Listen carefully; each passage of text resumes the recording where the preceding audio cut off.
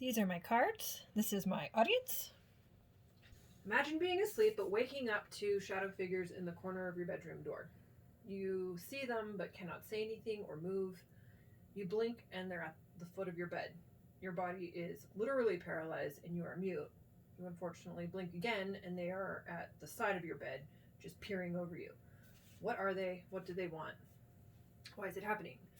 Today I'd like for you to think about sleep paralysis as being more than just what science is saying it is, as there is still a lot that they can't explain. I have done extensive research on the topic and I've had personal experience with it for the last 12 years. My plan is to shed light on what sleep paralysis is, some experiences and examples, and some theories in an attempt to explain the unexplainable. What is it? First, I'd like to say that it doesn't just happen in the US, it happens worldwide and it's been happening for centuries. StanfordHealth.org says that sleep paralysis is a normal part of REM, but it is abnormal when it occurs outside of REM, and it can last anywhere from a few seconds to a few minutes.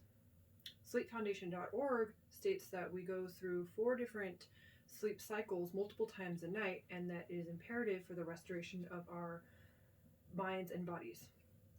We also have muscle atonia, which is sleep paralysis. It's our body's way of protecting itself so that we don't injure ourselves by enacting our dreams. MountSinai.org says that sleep paralysis occurs when the sleep cycle is shifting between stages. We wake suddenly from REM, our brain is awake, but our body stays in REM. Sleep paralysis is fairly common, hallucinations are not. There are a few known causes, though the exact cause of the state is still unknown. Irregular sleep, not enough sleep, sleeping in the supine position, stress. That was a quick overview of what sleep paralysis is according to what science can explain. I'd like to go over some examples. The documentary The Nightmare goes into how you can see one shadow figure, groups of 3 shadow figures, the night hag that sits on your chest with pressure and suffocation, or at the foot of your bed. You can even experience the Hat Man, which is unanimous. It's not something that you want to encounter. The story in the beginning was actually my own. My first experience with it was when I was in my late teens. I brushed off the first encounter as being more of a night terror. It was weird, but I never experienced it before. And it wasn't until a couple years later when I had spoke to a sibling and realized that it could be possibly something more. Strangely, we'd had an encounter or an episode the same night across the country from each other. I personally always see them in groups of 3. My sister Sabrina, she has sleep paralysis as well, but she does not have the hallucinations. However, she has been visited by the Hat Man a few times. The first time she remembers seeing him was when we were teenagers.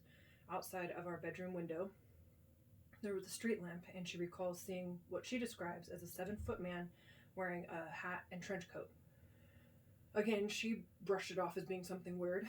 She had never seen something like that before. But then again, she saw the exact same thing in her bedroom when she was in her 20s. She was sleeping next to her husband, and she tried to wake him up, and he didn't see it, but she did. She said it was a terrifying ordeal. That has covered some examples and experiences. I would like to go into some theories to try and explain this phenomenon. In the US, a common reference is shadow people. In many other cultures, there is a long list of other names it goes by. I thought it would be fun to include that, but I don't have enough of these, and I can't memorize all those foreign names. Some of the theories is that it is demonic in origin, spirits, ghosts, alien encounters, a long list of supernatural entities, some of which include jinn, incubus, or succubus, or other dimensional. And author Williams states in a physics article that scientists believe that there are up to at least 10 dimensions and not just the 4: time, length, width, and depth. This could be a possible explanation as to what these featureless figures of mass might be. Maybe they've crossed through the dimensions.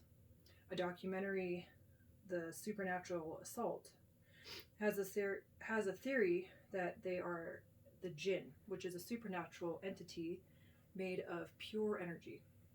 It elaborates on the theory that they could just be resonating on a different frequency, one that we simply just can't see. A NASA article published specifically on the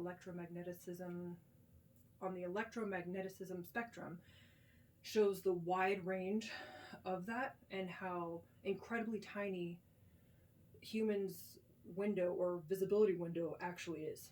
We can basically see nothing. So with that in mind, imagine all that we aren't seeing. There's a huge potential for so much more surrounding us that we simply can't see. It makes things a little more curious. I've touched on different theories in attempts to explain the unexplainable. I'd like to touch on why I believe it has to be more than just what science is saying it is. If sleep paralysis is just our body staying in the REM cycle, but our brain is awake and aware, number one, our brain is awake and aware of what? But two, how do you explain the consistent stories of hallucinations or encounters shared by people across the globe for centuries? Stories with shadow people have common ground. Faceless, tall shadow figures with masks. The night hag, same story, suffocation, pressure on the chest or the bed.